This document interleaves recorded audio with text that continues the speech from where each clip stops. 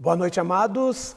Desejo saudá-los com a graça, a misericórdia e a paz do nosso Senhor Jesus Cristo. Amém? Como vocês estão? Oi, Manu. Como é que está, minha querida? Como vai, minha amada? Os pais da Manu, Débora e Igor, me disseram que Manu, todos os domingos, pega a sua Bíblia, que ela ganhou de presente da Natália Grilo, e chama seus pais para pegarem as Bíblias deles também e juntos verem o pastor. Então, por isso que eu estou mandando um beijão para você. Viu, minha amada? Que Deus te abençoe. Continue assim. Amados, estamos estudando o livro de Gênesis através de uma série de mensagens expositivas e nós temos extraído lições preciosas para as nossas vidas através desse livro.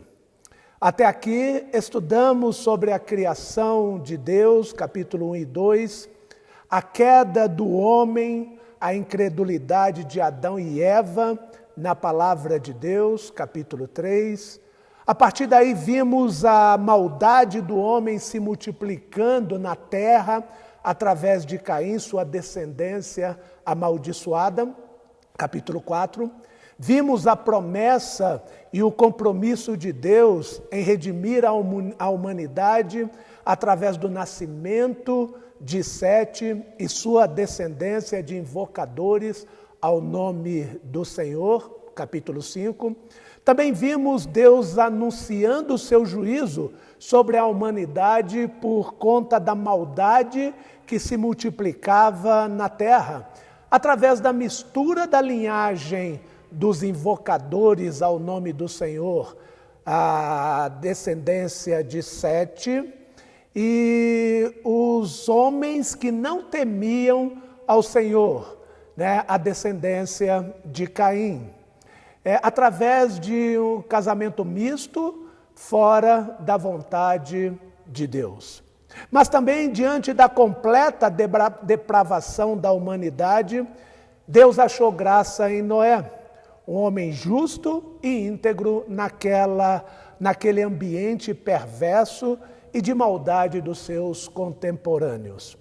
Noé, instruído por Deus a construir uma arca, que seria o meio de salvação dele e de seus familiares do juízo do dilúvio que viria sobre a humanidade. Capítulo 6. No capítulo 7, vimos que o dilúvio chegou, Deus cumpriu com a sua promessa de castigo, enviando o dilúvio, como também cumpriu a sua promessa de livramento. Deus colocou para dentro da arca Noé, sua família e os animais, e fechou a porta após eles entrarem, mostrando a sua benignidade. Nada poderia atingi-los, eles estavam seguros, protegidos. Hoje, dando continuidade ao relato do dilúvio, vamos ver mais alguns fatos que dizem respeito ao juízo de Deus sobre a humanidade. Fatores que integram o dilúvio. Abra sua Bíblia em Gênesis 7, 17 a 24 e vamos ler. Durou o dilúvio 40 dias sobre a terra. Cresceram as águas e levantaram a arca de sobre a terra. Predominaram as águas e cresceram sobremodo na terra. A arca, porém, vogava sobre as águas. Prevaleceram as águas excessivamente sobre a terra e cobriram todos os altos montes que havia debaixo do céu. 15 côvados acima deles prevaleceram as águas, e os montes foram cobertos. Pereceu toda a carne que se movia sobre a terra, tanto de ave como de animais domésticos e animais selváticos, e de todos os enxames de criatura que povoam a terra e todo homem. Tudo o que tinha fôlego de vida em suas narinas, tudo o que havia em terra seca, morreu. Assim foram exterminados todos os seres que havia sobre a face da terra. O homem e o animal, os répteis e as aves do céu foram extintos da terra. Ficou somente Noé e os que com ele estavam na arca. E as águas, durante 150 dias, predominaram sobre a terra. Vamos orar? Maravilhoso Deus, nós queremos agradecer ao Senhor pelo privilégio da Tua palavra, que ela fale aos nossos corações, que o Senhor possa dar entendimento e compreensão aos amados que estão ouvindo essa mensagem. Obrigado pelo privilégio de ser o mensageiro da Tua palavra. É isso que nós oramos, em nome de Jesus. Amém. Amados, que cenário chocante. Este texto que lemos é o final do capítulo 7. Nele temos aprendido sobre o dilúvio, essa catástrofe que exterminou com toda a humanidade nos dias de Noé.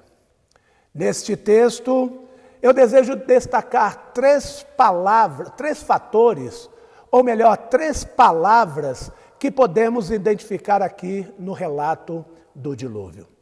Três fatores que integram o dilúvio. Na verdade, como eu disse, três palavras. E essas palavras eu confesso que não foi criatividade minha.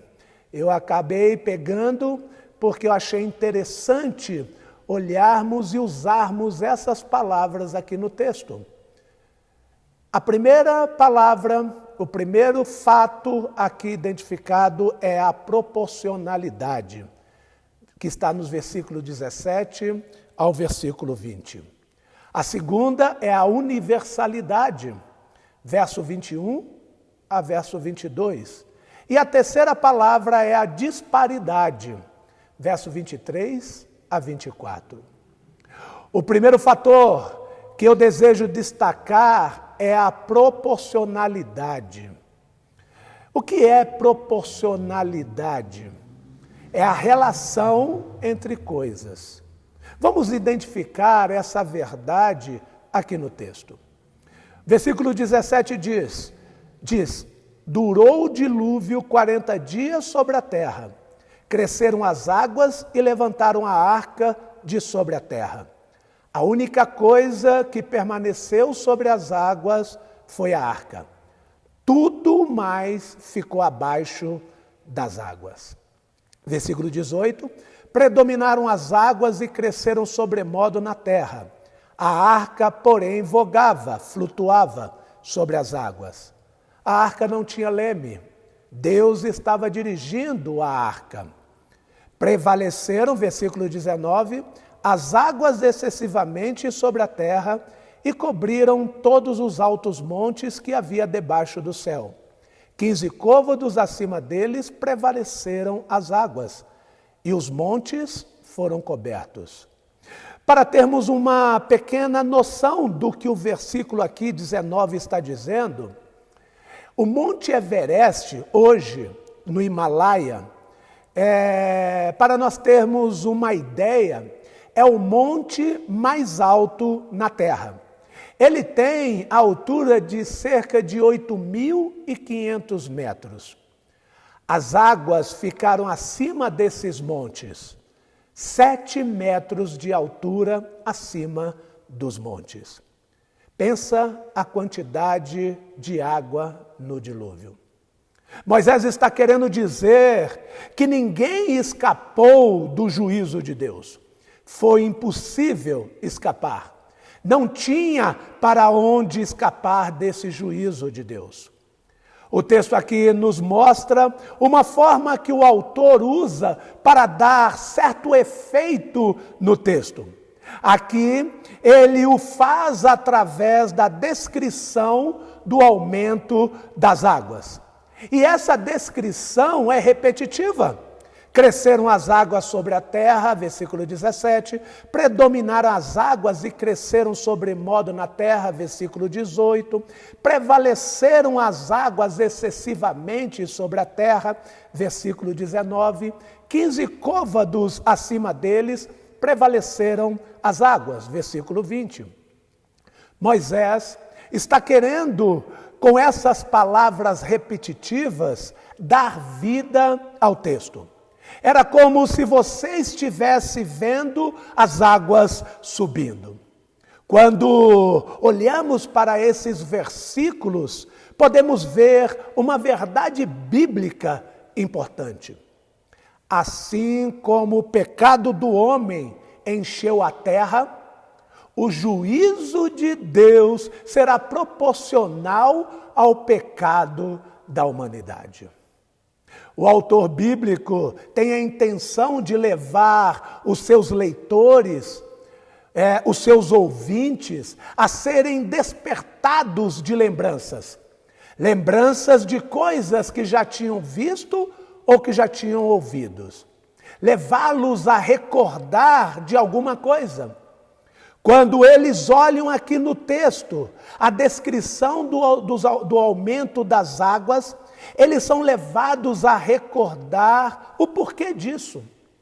Em Gênesis 6,5, o autor diz que o Senhor viu que a maldade do homem se multiplicava sobre a terra e que era continuamente mau todo o desígnio do seu coração.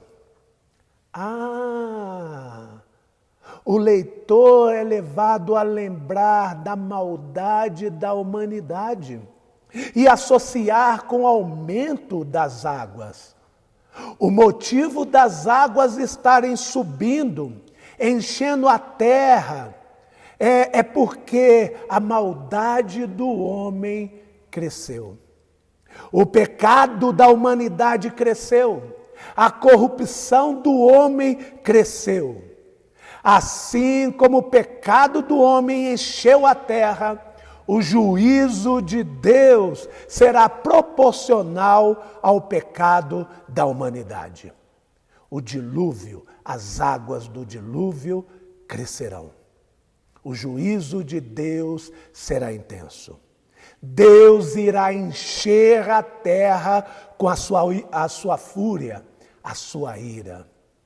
Essa é uma verdade bíblica que deve nos estremecer, não é, amados? Não é verdade, irmãos? O nosso mundo está cheio de maldade, de corrupção, de rejeição a Deus.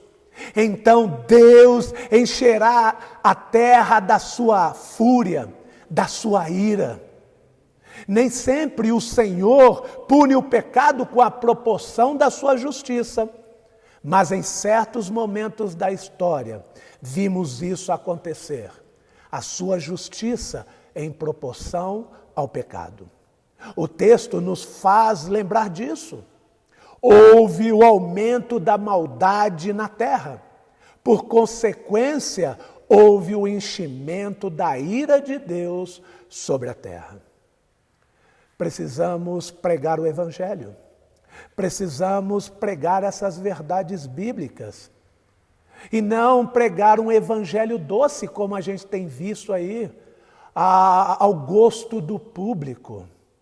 Precisamos alertar as pessoas quanto perigo elas estão correndo.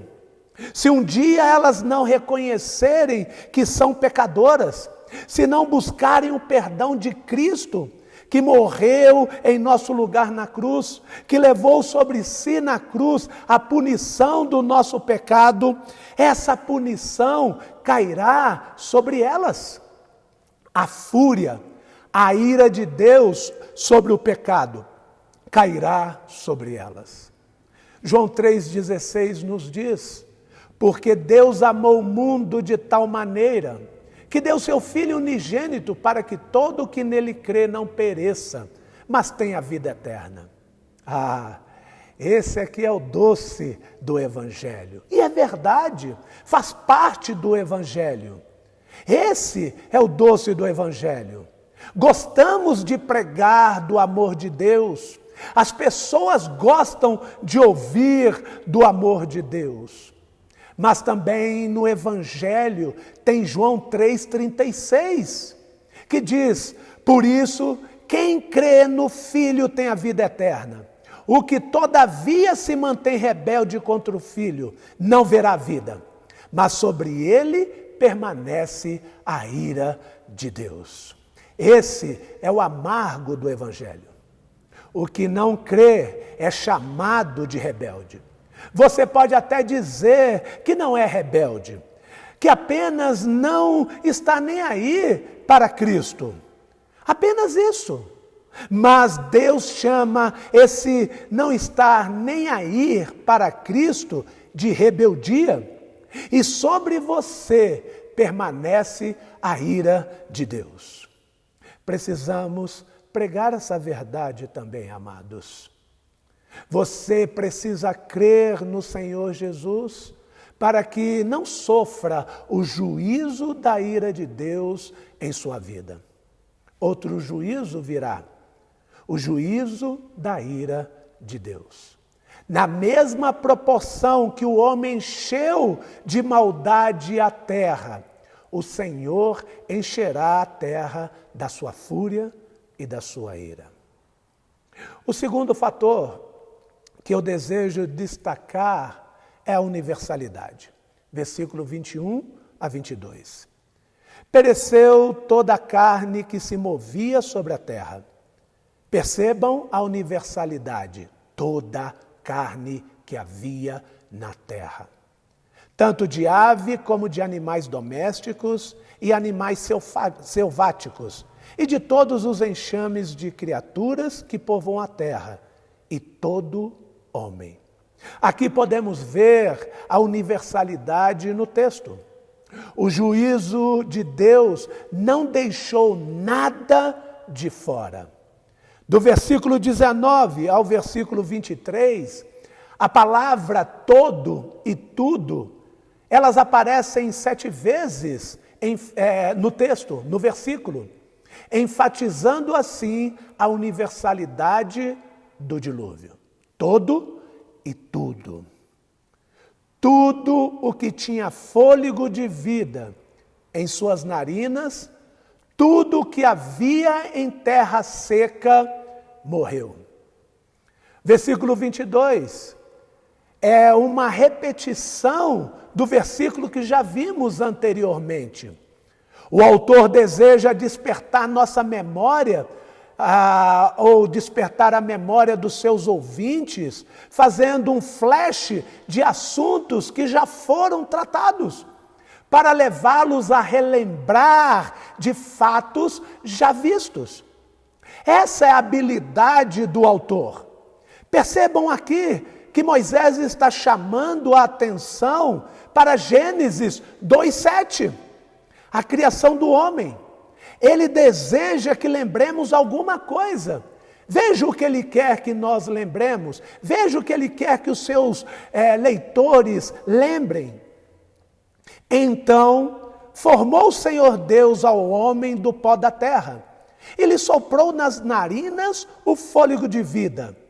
E o homem passou a ser alma vivente. Ele quer que lembremos que um dia Deus criou o homem do pó da terra, a maravilha da criação. Deus deu vida ao homem. Este é um versículo de vida. Mas quando chegamos aqui no versículo 22 do capítulo 7, ele mostra morte. Tudo o que existe em terra seca morreu. Moisés quer dizer que não era para ser assim. O homem foi criado para viver alegre, feliz na presença de Deus, desfrutando da glória de Deus. Mas aqui ele disse que isso não aconteceu. Tudo o que tinha fôlego de vida morreu. Moisés deseja comparar os 2 versículos e mostrar o quão triste é o versículo 22. Percebam, irmãos, que quando olhamos o versículo 22, vimos como ele é triste. Mas quando nós colocamos os nossos olhos, quando colocamos ele ao lado do versículo 7 do capítulo 2, vimos que esse versículo 22, é mais triste ainda. Veja o que o pecado faz. Amados, Moisés deseja mostrar isso. O pecado destrói tudo. Em um versículo vimos a criação e a vida. Noutro versículo, por causa do pecado, vimos destruição e morte. Eu desejo te fazer um alerta. Se você tem em sua vida algum tipo de pecado, não brinque com ele. Um dia, é certo, mais cedo ou mais tarde, ele vai destruir você, ele vai levar você a cair, ele vai acabar com você, seja com você ou com as pessoas ao seu lado. Não brinque com o pecado. É isso que Moisés quer mostrar para o povo, despertar neles o temor. Não brinque com o pecado, ele mata. E é interessante que quando olhamos o verbo no finalzinho do versículo, morreu, Moisés está mais uma vez querendo levar o povo a lembrar de mais uma coisa. Ele deseja fazer uma associação com o capítulo 2, versículo 17. Ele quer que o povo se lembre da relação do pecado com a morte. Gênesis 2,17 diz: mas da árvore do conhecimento do bem e do mal não comerás, porque no dia em que dela comeres, certamente morrerás. Amados, isso aqui não é acidental no texto. Não está aqui por acaso. Essas palavras são percebidas pelos comentaristas e estudiosos da Bíblia que estudam a gramática desses versículos, as construções desses versículos, e eles conseguem perceber as relações desses versículos que são intencionais. Precisamos nos atentar a isso. Tem um sentido, tem um significado, não estão aqui à toa. Tem uma mensagem que nós precisamos extrair. Moisés faz mais uma relação entre pecado e morte. O texto bíblico quer nos ensinar que não tem como você separar essas duas coisas, pecado e morte. Essas duas palavras sempre andam juntas. Gênesis 3,19, lemos: no suor do rosto comerás o teu pão, até que tornes a terra, pois dela fostes formado, porque tu és pó, e ao pó tornarás. Nesse dia, quando o castigo de Deus para com Adão, por causa do seu pecado, a desobediência à palavra de Deus, nesse dia entrou o pecado no mundo. Quando entrou o pecado no mundo, juntamente com ele entrou a morte. Podemos ver essa relação em outros textos da Bíblia também. Podemos ver no Antigo Testamento, em Romanos 6, o ensino da Bíblia, o ensino que a Bíblia nos apresenta a respeito da relação do pecado e a morte. E eu acredito que você que é um estudioso da Bíblia, já está trazendo em sua mente quais os versículos em Romanos que fazem essa associação. Acredito. Romanos 6,23, lembrou desse? Porque o salário do pecado é a morte, mas o dom gratuito de Deus é a vida eterna em Cristo Jesus, nosso Senhor. Trabalho realizando o pecado. Qual é o meu salário? O que eu vou ganhar? A morte. O salário do pecado é a morte. Vemos aqui essa relação. Romanos 5,12. Portanto, assim como por um só homem entrou o pecado no mundo, e pelo pecado a morte, assim também a morte passou a todos os homens, porque todos pecaram. O texto nos ensina a realidade da atribuição, da imputação.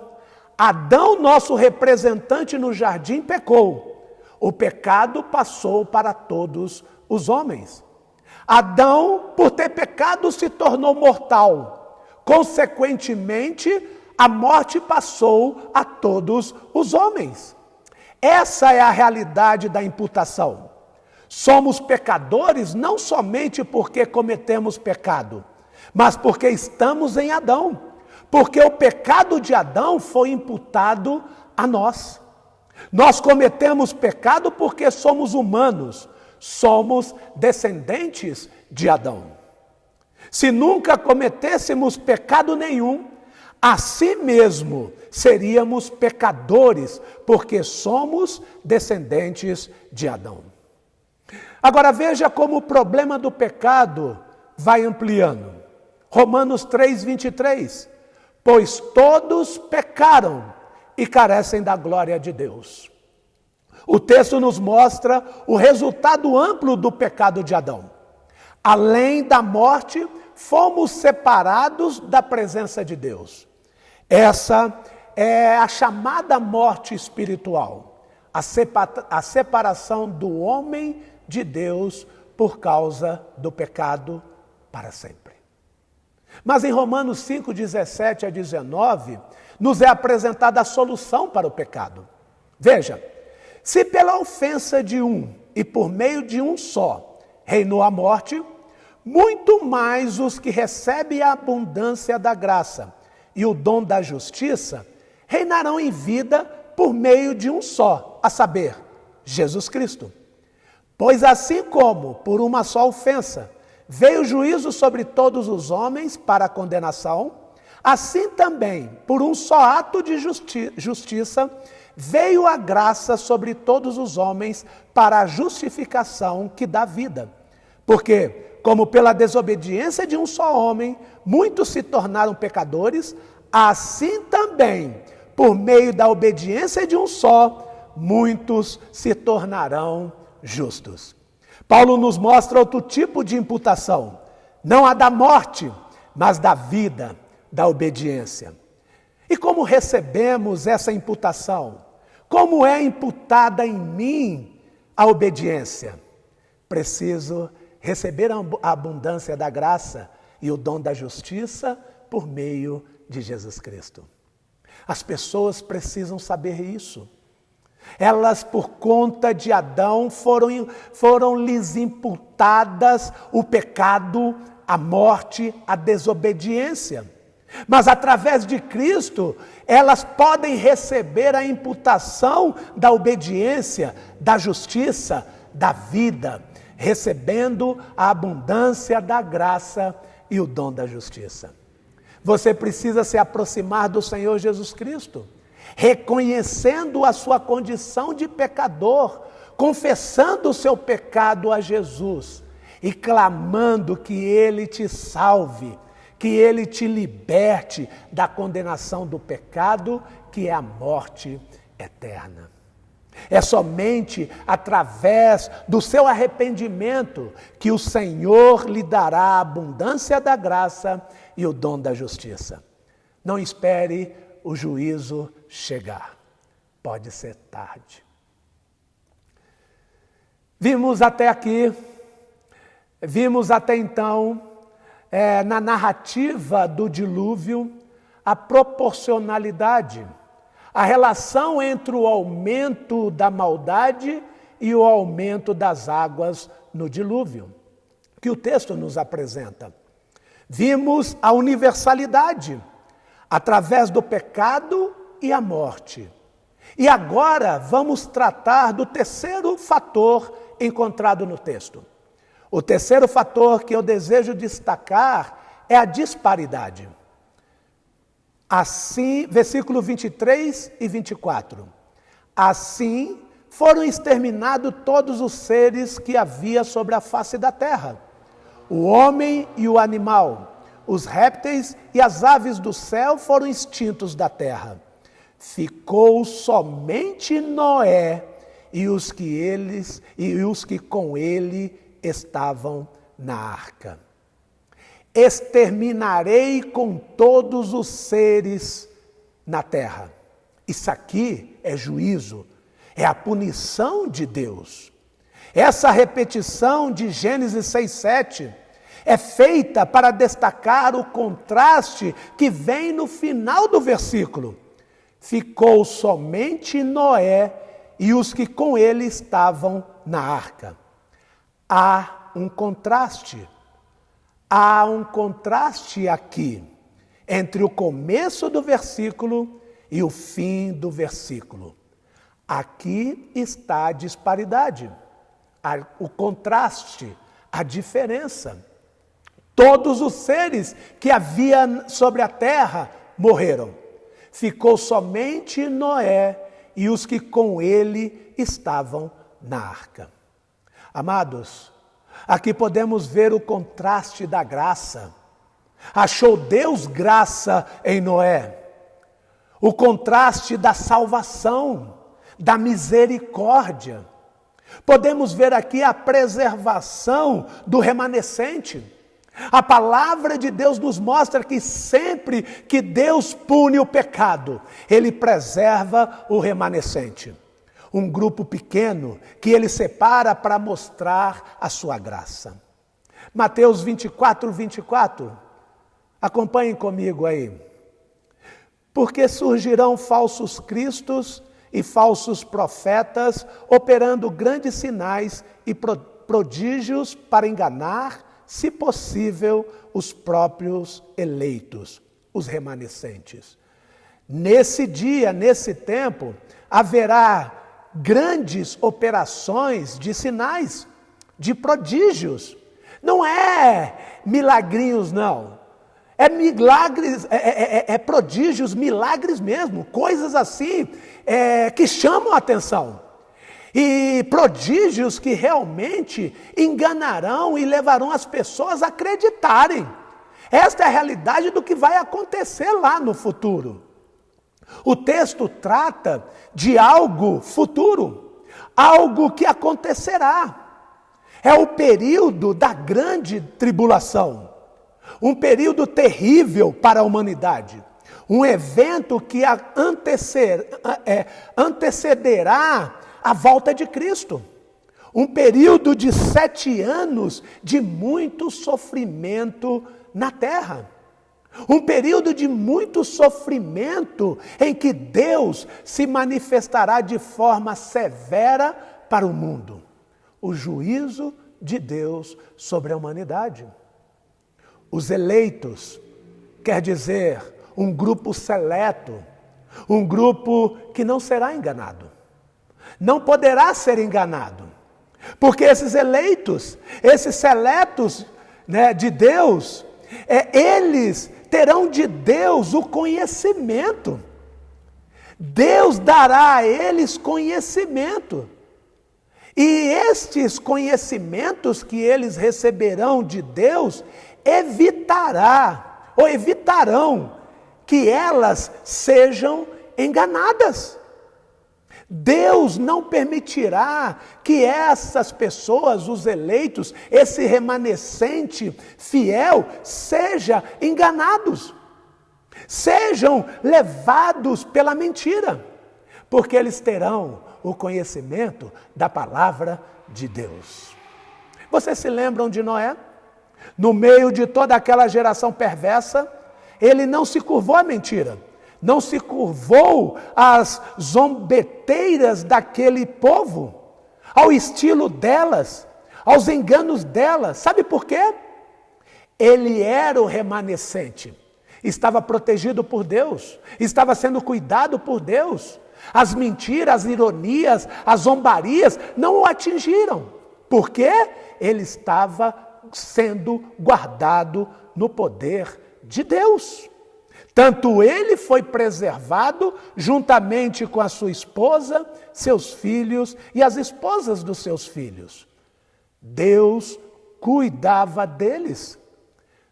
Deus protegia eles. Porque eles eram os remanescentes fiéis.